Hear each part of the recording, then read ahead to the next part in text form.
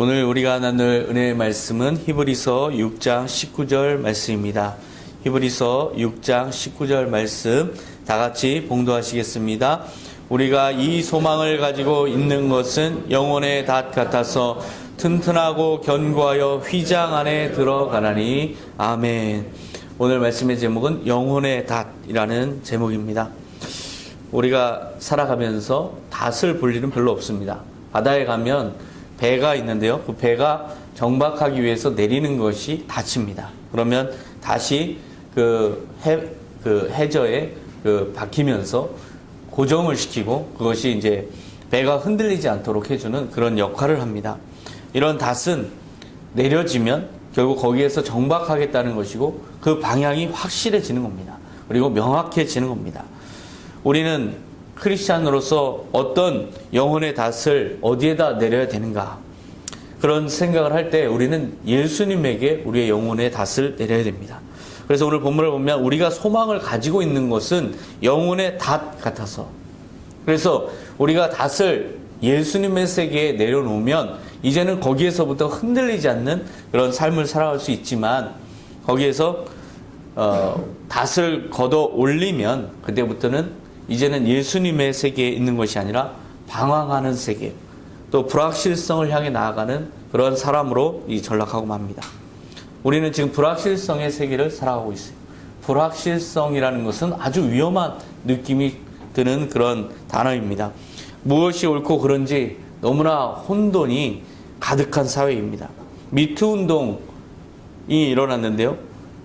남성들은 또 힘투 운동을 합니다.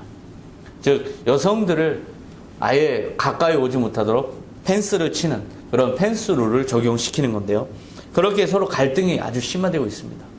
또 보수적인 정치 세력들은 또 나름대로의 논리를 전개하는데요. 그것이 아주 안티이기 때문에 결국 진보적인 세력과는 마치 적대 국가에 사는 것처럼 느껴질 정도로 서로를 아주 적대시하고 있습니다.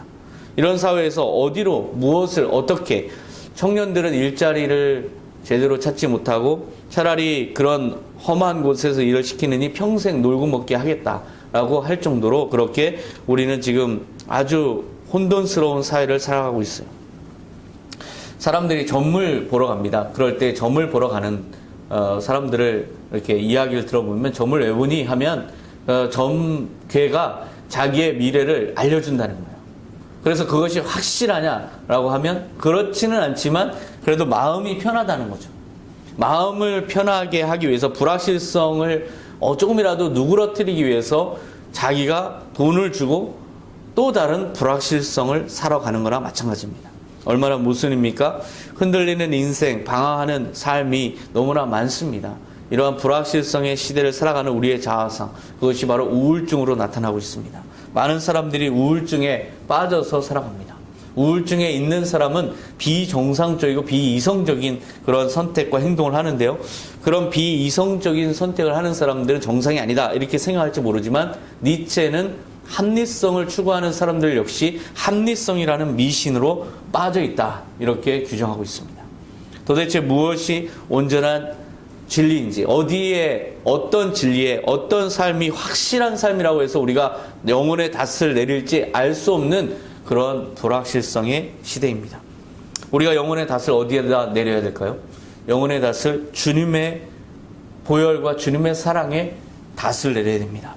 주님의 보혈과 사랑에 닷을 내리면 혹시 표류하다가 부딪힐 수 있는 암초를 만날 수 있겠지만, 그러나 그 암초에 가까이 가기 전에 다시 내려진 그곳에서 든든한 바위가 우리를 당깁니다.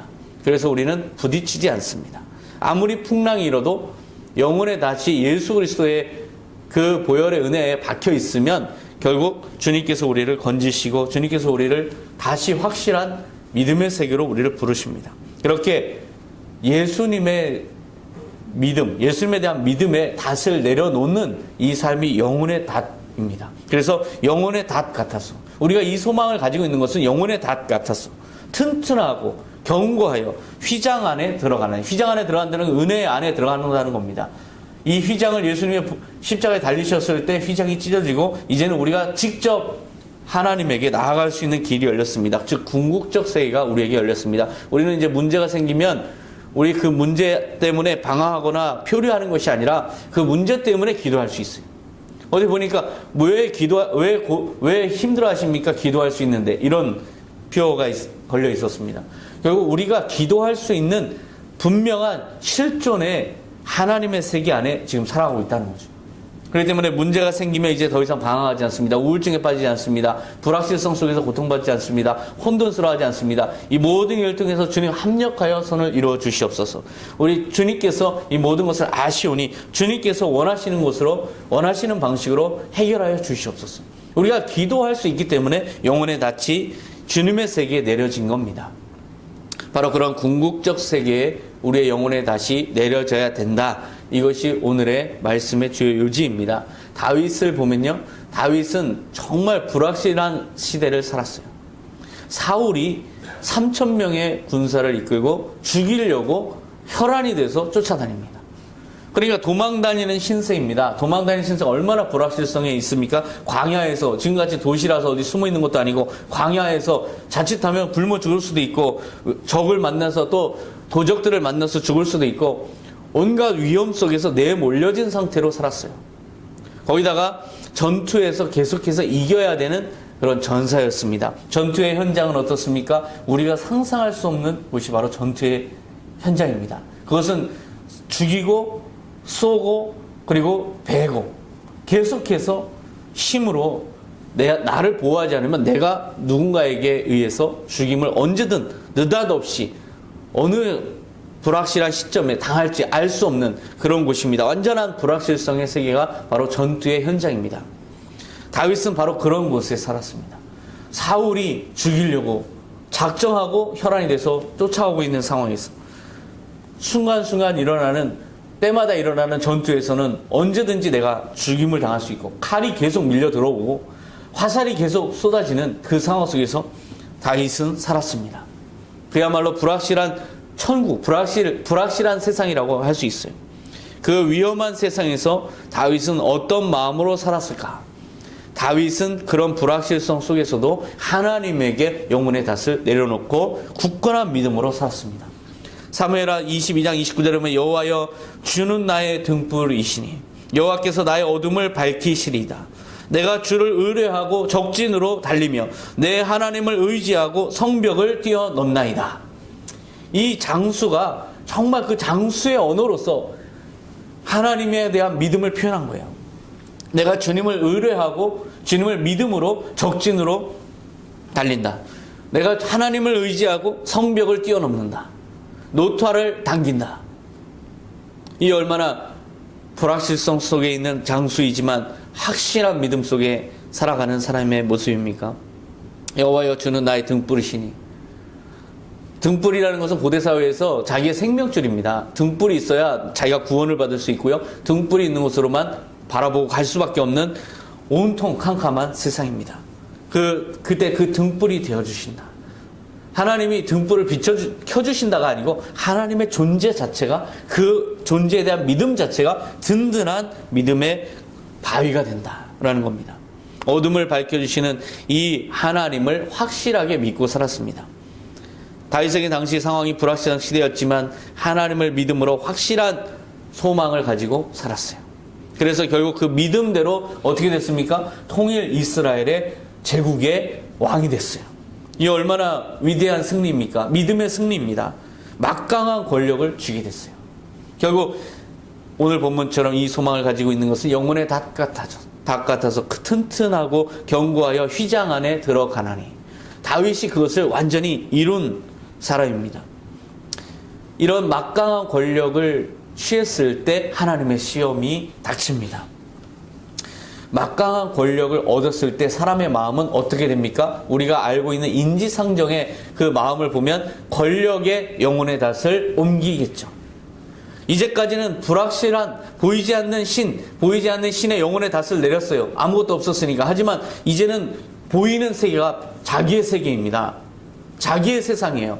자기의 세상의 권력자입니다. 그 권력에 자기의 영혼의 낯을 옮길 수 있습니다. 다윗에게도 그런 마음이 없지 않았습니다.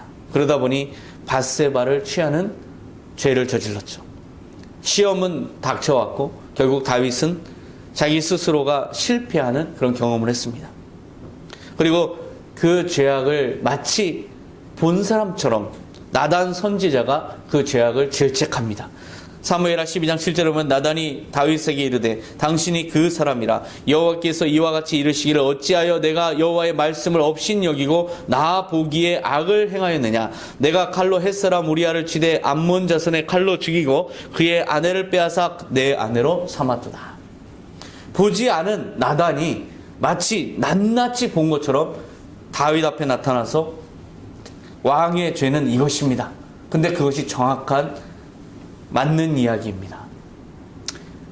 다윗은 그 순간에 정말 최대의 위기, 최대의 시험에 빠집니다. 사실 이런 만약에 통치자에게, 왕에게, 만약에 김정은에게 누군가가 와서 위원장님 이런 죄를 저질렀습니다. 어떻게 됩니까? 바로 그 자리에서 총살될 수도 있습니다. 지금 제국의 황제입니다. 제국의 황제의 죄를 선지자가 와서 낱낱이 그것에 대해서 마치 검사처럼 다 까발립니다. 위기입니다. 왕의 이 잘못을 이 사람이 떠들고 다니기라도 한다면 어떻게 될 것인가? 큰일 납니다. 왕에게는 바로 이 순간에 엄청난 고민이 아마 있었을 겁니다. 사실 이 선지자 하나 죽인다 그래서 누가 알 수도 없고 그것에 대해서 누가 뭐라 할 사람도 없습니다. 자기에게는 칼이 있습니다. 그리고 죽일 수 있는 권세가 있습니다. 사실 사울은 이때 이런 상황일 때 아히멜렉의 80명의 가족을 다 학살했습니다. 왕의 잘못을 지적한 80명의 가족을 학살한 적이 있습니다. 다윗도 그렇게 할 수 있습니다. 충분히 그런 능력이 있습니다. 사실상 다윗의 실존에 닥친 최대의 위기는 나단 선지자의 질책을 받았을 때 바로 그 순간이라고 저는 생각합니다. 그 순간에 다윗은 어떤 태도를 보였을까요? 자기의 영혼이 다시 만약에 권력에 내려져 있었다면 그는 죽였을 겁니다.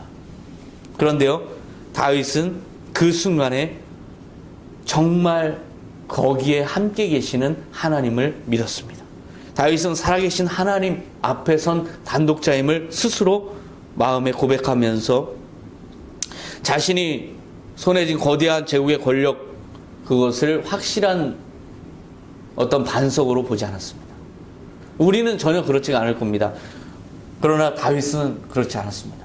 자기가 가진 권력이 하나님의 존재와 어떤 것이 더 확실하냐, 거기에다가 영혼의 낯을 내려야 되는데요, 권력에 우리는 확실성이 있다고 생각할지 모르지만 다윗은 그렇지 않습니다.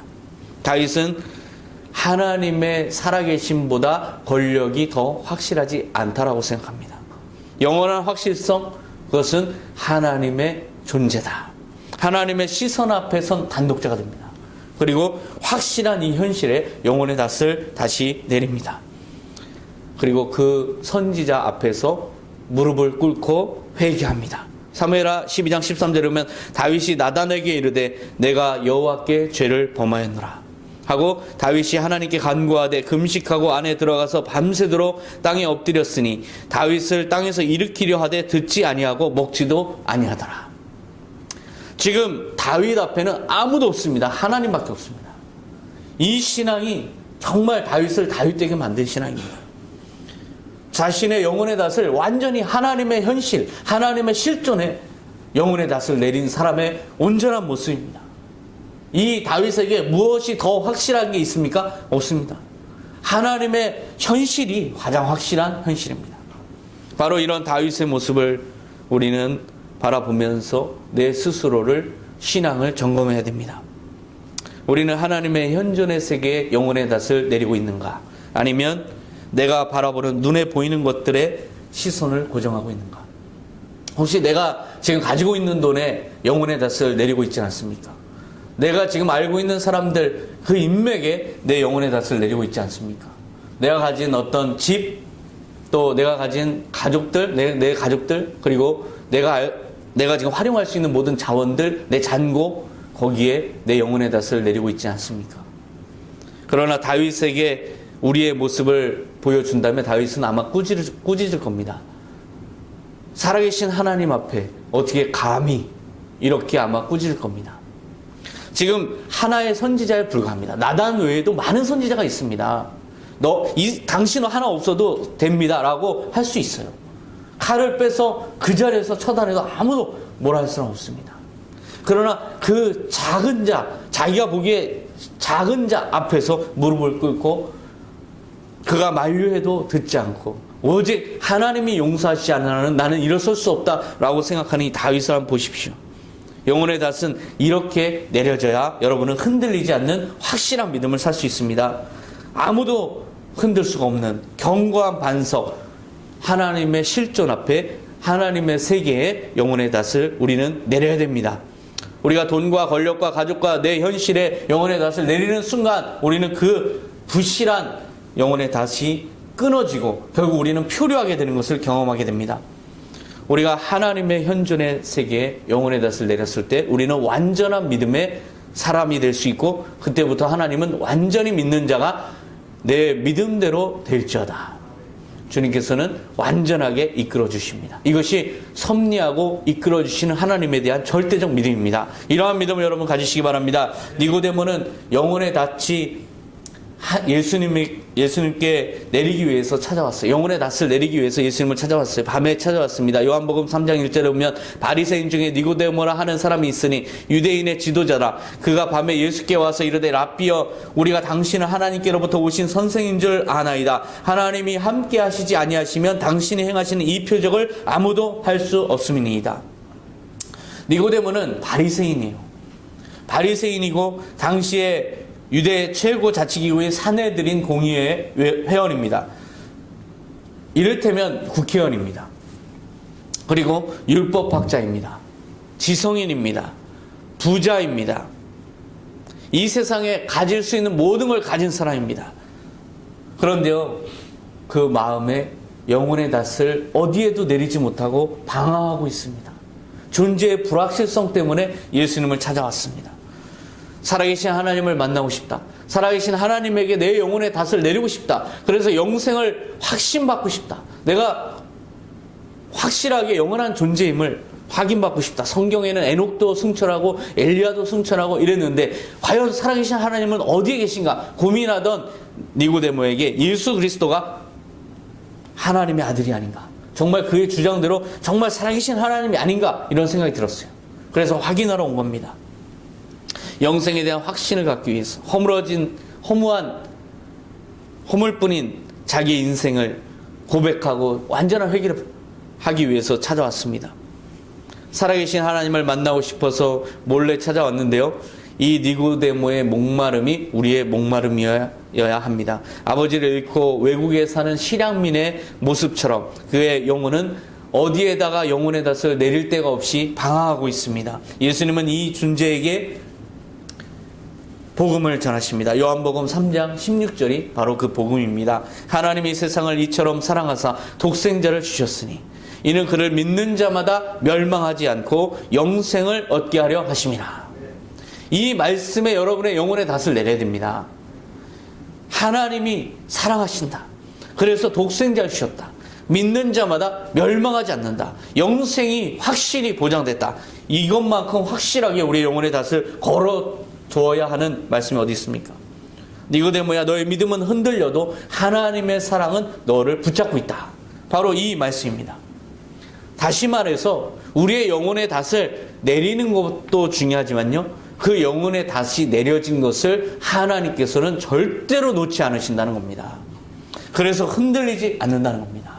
우리의 영혼의 닷은 예수 그리스도에게 내려져야 되는데 그 근거가 무엇일까? 우리가 어떤 근거로 정말 살아계신 하나님이라고 그래서 우리가 내린다는 것이 아니라 어떤 더 확실한 근거가 있을까? 그것은 바로 하나님께서 우리를 사랑하신다는 겁니다. 아들은 아버지를 오해할 수 있습니다. 원망할 수 있습니다. 그래서 아버지를 욕하고 떠날 수 있습니다. 엊그제 뉴스에 보니까 아들이 아버지를 찔렀습니다. 그런데요, 아버지가 안전하게 건강 챙기고 잘 먹고 건강 잘 챙겨라. 이렇게 이야기했답니다. 그 사랑을 아들이 느꼈을까요? 저는 느끼는데요. 그 아들은 아마 못 느꼈을 수도 있습니다. 그러나 아버지의 사랑은 그겁니다. 아버지의 사랑은 변함이 없습니다. 아버지의 사랑의 의지는 그 누구도 왜곡시킬 수가 없습니다. 야고보서 1장 17절에 보면 온갖 좋은 은사와 온전한 선물이 다 위로부터 빛들의 아버지께로부터 내려오나니 그는 변함도 없으시고 회전하는 그림자도 없으시니라. 아버지께서 나를 너무나 사랑하셔서 자신의 독생자를 주셨다는데 우리의 영혼의 닷을 내려야 됩니다. 아버지의 사랑에 우리의 영혼의 닷을 내려야 됩니다. 그것은 흔들림 없는 완전한 진리입니다. 니고데모는 바로 이 말씀을 듣고 영혼의 닷을 예수님께 내립니다. 이제는 주님을 영접합니다. 그리고 자신의 위치에서 예수님을 도울 수 있는 방법을 총동원 합니다.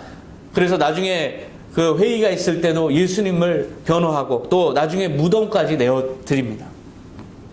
니고데모는 완전히 영혼의 닷을 예수님에게 내린 사람입니다. 후에 제자가 되었다라는 그 주석도 있습니다.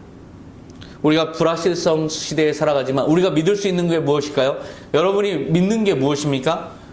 나를 진정으로 사랑하는 사람은 믿을 수 있습니다. 나를 완전히 사랑하는 사람은 믿을 수 있습니다. 부모죠. 또 나를 사랑하는 그 누군가도 믿을 수 있습니다. 조건 없이 사랑하는 누군가가 있다면 확실하게 믿을 수 있습니다. 그렇게 예수님께서 여러분에게 사랑을 말씀하십니다. 데살로니가전서 5장 10절에 예수님은 우리가 깨든지 자든지 자기와 함께 살게 하려고 우리를 위해 죽으셨습니다. 완전한 사랑입니다. 십자가에서 죽으신 그 사랑은 우리를 영원히 보듬기 위한 완전한 사랑의 표현입니다. 이 사랑을 어떻게 의심할 수 있습니까? 나를 위해서 죽은 그분을 어떻게 의심할 수 있습니까? 자나깨나 나를 열망하시는 그분의 사랑이 확실한 반석입니다. 확실한 표대입니다. 거기에 우리의 영혼의 닷을 내려야 됩니다. 요한복음 8장 51절에 진실로 진실로 너희에게 이르노니 사람이 내 말을 지키면 죽음을 영원히 보지 아니하리라.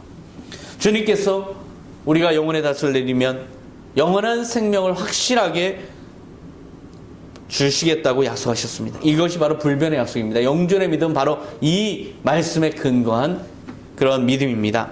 요한복음 14장 1절에 보면 너희는 마음에 근심하지 말라. 하나님을 믿으니 또 나를 믿으라. 내가 너희를 위하여 거처를 예비하러 가노니 가서 너희를 위하여 거처를 예비하면 내가 다시 와서 너희를 내게로 영접하여 나 있는 곳에 너희도 있게 하리라. 나 있는 곳에 너희도 있게 하리라는 말씀과 우리가 자든지 깨든지 자기와 함께 살게 하려고 우리를 위해 죽으셨습니다라는 말씀이 일치합니다. 주님께서는 결국 주님의 의지는 바로 영원히 함께 살기 위한 겁니다. 그 사랑의 의지에 우리의 영혼의 닷을 내려야 됩니다. 그리고 그것은 절대로 그 믿음은 흔들려서는 안 됩니다. 그러면 우리의 삶이 이제는 믿음의 삶으로 변화됩니다. 우리의 삶은 견고해집니다. 이제는 우리는 흔들리지 않고 문제에 대해서도 모든 삶의 도전에 대해서도 우리는 믿음으로 나아갈 수 있습니다. 언젠가 한번 제가 전해드린 적이 있는데요. SK 하이닉스 광고의 그 문구를 한 번 더 우리가 공유하기 원합니다. 그 문구에 이렇게 나옵니다. 안이 단단하다면 밖이 흔들릴 리 없고 안에서 답을 찾았는데 밖에서 문제를 못 풀 리 없고 안이 새로워졌는데 밖이 그대로일 리가 없다. 우리 내면에 영혼의 닷이 완전하게 내려친다면 우리의 삶은 이젠 새로운 삶이 됩니다. 새로운 능력이 나타납니다. 결국 모든 문제를 믿음으로 풀게 됩니다. 결국 주님이 우리와 함께 하시면서 주님의 역사로 모든 문제를 헤쳐나갈 수 있습니다. 우리의 영혼의 닷을 예수님의 사랑과 그 말씀에 근거한 그곳에 든든한 바위에 내리시기를 바랍니다. 우리의 영혼의 닷이 거기에 내려져야 됩니다. 거기에 든든하게 뿌리 박혀야 됩니다. 그래서 어떠한 풍파에도 흔들리지 말아야 됩니다. 다시 든든하게 내려진 배는 아무리 파도가 치고 아무리 풍랑이 일어도 그 자리에 그대로 있습니다. 표류하지 않습니다. 그리고 그 사랑이 든든한 줄이 돼서 우리의 닷과 배가 분리되지 않습니다. 이 사랑은 끊을 수가 없습니다. 바로 이러한 주님의 사랑에 영혼의 닷을 내리시기 바랍니다. 바로 그러한 예수님께서 영혼의 다시 든든하게 내려진 사람의 예를 든 예화가 있습니다. 바로 2렙돈을 헌금한 과부의 예화인데요. 누가복음 21장 1절에 보면 예수께서 눈을 들어 부자들이 헌금함에 헌금 넣는 것을 보시고, 예수님께서 눈을 들었다는 것은 주목하셨다는 겁니다. 주목하셨는데요, 부자들이 헌금함에 헌금 넣는 것을 주목하셨습니다. 그런데 예수님의 눈에 들어온 것은 그냥 많이 넣는 부자의 헌금 액수가 아닙니다. 결국 부자의 삶 전체, 인생 전체가 눈에 들어옵니다. 부자의 영혼의 닷을 어디에다 내리고 있을까요? 왜 부자는 천국에 들어가기 어렵다고 말씀하셨을까요? 부자는 영혼의 닷을 자기의 소유에 내리기가 쉽습니다. 바로 그것이 문제입니다. 내가 가진 재물에, 재산에 자기의 영혼의 닷을 내리고 있는 사람을 예수님은 바라보고 있습니다. 그런데요, 2절에 보니까 또 어떤 가난한 과부가 2렙돈 넣는 것을 보시고, 가난한 과부가 2렙돈 넣는데요, 이것을 주님께서 나중에 말씀하신 거 보면 3절에 보면 이르시되 내가 참으로 너희에게 말하노니 이 가난한 과부가 다른 모든 사람보다 많이 넣었도다, 이렇게 말씀하십니다. 2렙돈이라는 것은 한 렙돈은 400원입니다.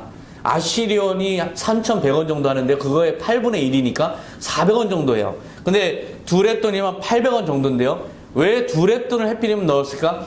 랍비들이 한 렙돈을, 최소 단위인 한 렙돈의 헌금을 딸랑 하면서 넣는 것을 금지시켰습니다. 한 렙돈을 넣을 수가 없습니다. 그러니까 과부는 자기가 2렙돈을 넣기까지 모든 것을 다 참고 기다리고 깡그리 다 털어서 결국 2렙돈이 됐을 때 2렙돈을 넣은 겁니다. 예수님의 눈에는 이 사람의 모든 인생이 다 펼쳐집니다. 우리는 상대적으로 비교합니다. 부자는 돈을 많이 넣기 때문에 부자는 교회에 가도 대접을 받습니다. 많은 교회들에서 그렇습니다. 그래서 부자는 금방 안수집사, 장로 막 갑니다.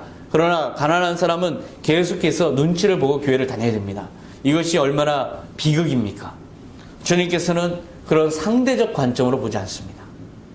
주님께서는 절대적 관점으로 보십니다. 그래서 주님께서 하시는 말씀은 이 가난한 과부가 다른 사람보다 많이 넣었다. 어떻게 많이 넣을 수 있습니까? 부자는 훨씬 많이 넣었습니다. 둘을 비교하는 게 아닙니다. 절대적인 기준으로 주님께서 말씀하십니다. 그 인생 전체에 걸쳐서 말씀하십니다. 그가 가진 것에 비해서 많이 넣었다. 그의 소유에 비해서 많이 넣었다는 겁니다. 이건희 회장이 1,000만 원을 하고 아이가 10,000원을 헌금하면 둘의 차이는 이건희 회장이 훨씬 많이 한 거지만 사실 아이가 많이 한 거라는 겁니다. 왜냐? 이건희 회장이 가진 돈과 비해서 1,000만 원은 껌값에 불과합니다. 그러나 아이에게 10,000원은 전부입니다. 그래서 주님께서 이것을 밝히 말씀하시는데요, 4절에 보면 저들은 그 풍족한 중에서 헌금을 넣었거니와 이 과부는 그 가난한 중에서 자기가 가지고 있는 생활비 전부를 넣었느니라 하시니라. 자, 그러면 하나의 단어를 넣을 수 있습니다. 저들은 그 풍족한 중에서 헌금을 일부 넣었거니와, 이렇게 넣을 수 있습니다. 일부냐 전부냐, 이 차이입니다. 영혼의 닷은 어디에 내려져 있을까요? 물론 부자가 모든 것을 항상 탈탈 털어서 헌금을 해야 옳다라는 뜻은 아닙니다. 분명히 주님께서는 이것을 통해서 무엇인가 다른 주님의 메시지를 전하고 싶었습니다. 그 메시지는 마가복음 11장 22절입니다. 예수께서 그들에게 이르시되 하나님을 믿으라. 바로 이 메시지를 전하고 싶으셨을 겁니다. 주님을 믿어라. 살아계신 하나님을 믿어라. 살아계신 하나님에게 영혼의 닷을 내려라. 이 말씀을 하고 싶으셔서 이 예화를 드신 겁니다.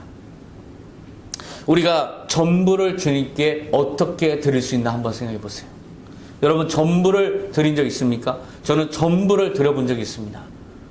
그런데요, 전부를 드렸을 때 그 희열은 엄청납니다.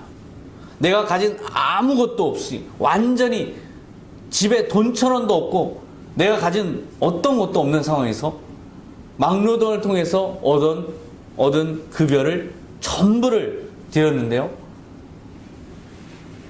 지금 전기가 조금 있으면 단전된다라는 게 붙어 있는 상황입니다.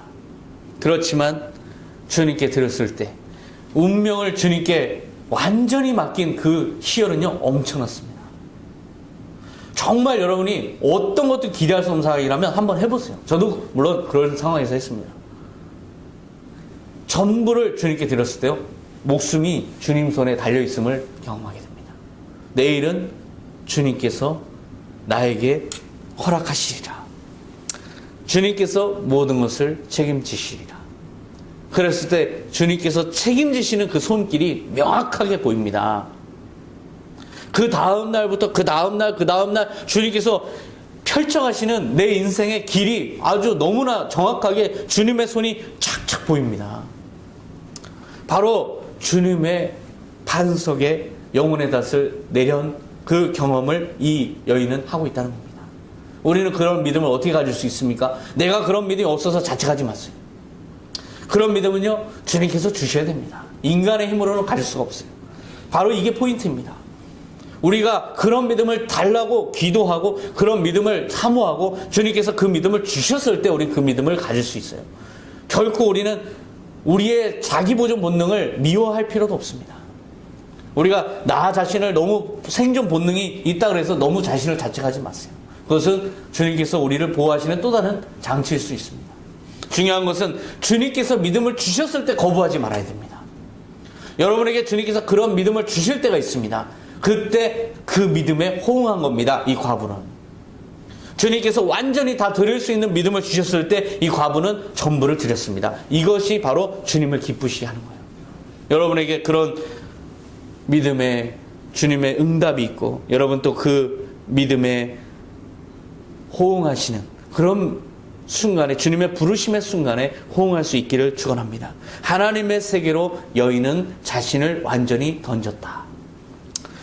하나님의 세계에 이 여인은 자기의 영혼의 닷을 완전히 내렸다. 이렇게 해석할 수 있습니다. 그래서 마가복음 11장 22절에 예수께서 그들에게 이르시되 하나님을 믿으라 라고 말씀하신 겁니다. 우리의 영혼의 닷이 어디에 내려져 있습니까? 우리의 소유와 우리의 가진 것과 우리의 믿는 알량한 것들에 우리의 영혼의 닷이 내려져 있다면 그것은 끊어질 수 있습니다. 그리고 그것은 우리의 배를 인생의 배를 안전하게 지켜주지 못합니다. 우리의 닷은 오직 영원하신 전능자 주님에게만 내려져야 온전한 상태가 될 것입니다. 바로 그런 영혼의 닷을 주님께 내리는 영전의 믿음을 다 가지시는 여러분 되시길 축원합니다. 기도하겠습니다. 하나님 아버지 감사합니다. 우리 너무나 부족하고 연약하여서 날마다 풍랑에 휩쓸리고 어딘가 부딪혀서 파산하지 않을까, 우리의 인생의 배가 침몰하지 않을까 두려워하면서 날마다 표류하고 있습니다. 아버지 주님, 이 시간 영혼의 닷을 주님의 현존 앞에 다윗처럼 주님의 현존 앞에 완전히 내리게 하여 주시옵소서. 이제는 살아계신 주님의 시선만이 우리의 모든 두려움의 대상입니다. 주님을 경외하게 하여 주시옵소서. 주님을 온전히 주님만을 두려워하고 세상을 두려워하지 않게 하시고 주님을 무서워하고 세상을 무서워하지 않게 하여 주시옵소서. 이제는 영혼의 닷이 완전히 주님께 내려서 영전의 믿음으로 세상을 승리로 이겨나가게 하여 주시옵소서. 감사드리며 예수님의 이름으로 기도하옵나이다. 아멘.